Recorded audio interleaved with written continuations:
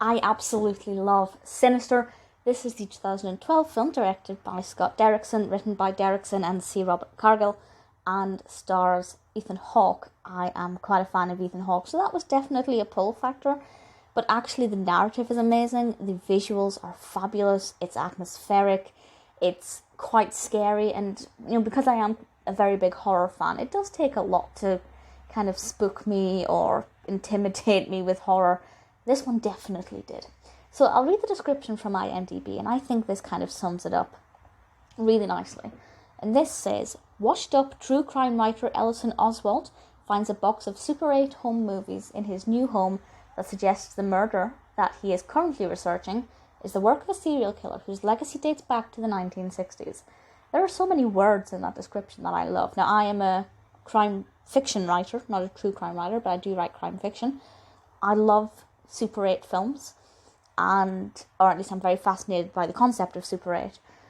The fact that we have these tapes present in into a house that he's moved into gives the house itself a potential character. The fact that he is doing a lot of research into this serial killer, I just love it. There are so many things in this that are amazing. So the narrative definitely spoke to me, and it was something that I absolutely adored. So that worked well. Ethan Hawke is brilliant. I mean, I knew he would be, but he's fantastic in this, and I love his character. I love his costumes. He's very, he wears like a grey knit cardigan and things, and it's just, there's something about how relaxed he is that really just feeds into my mind exactly what I wanted from this character and what I wanted from a writer. And the visuals and the atmosphere, the sound effects, the lighting, the makeup, it all plays into providing this absolutely incredible film. It is beautiful. I'm not going to say much more than that because I really do not want to spoil it. I don't want to go into too much detail because I want you to watch it. I don't want to ruin it. I want everybody to see this film, at least if you're a horror fan.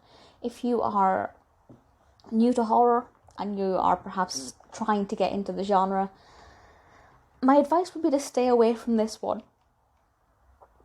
at least until you've confirmed to yourself that you are comfortable with horror, because if this is too much, it may put you off horror. But actually it is, in my opinion, at least for the things that scare me and make me feel that kind of adrenaline, this is at the higher end of the scale. But then if you're not frightened by this kind of thing, maybe not. A lot of people are terrified of A Nightmare on Elm Street.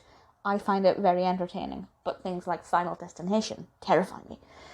So I guess it depends on what you're interested in, but ultimately, give it a go. It is fabulous. It is one of my favourite horror films. I'd happily watch it again and again, and it's also one of those horror films where even though I know what happens, and I can, quite clearly remember a lot of the scenes and things, it's so beautifully done that I could watch it again and again, even though I know what's coming. It's always going to get me, and I'm always going to love it. So that's something that I really appreciate about this film. I think it's exceptionally well done.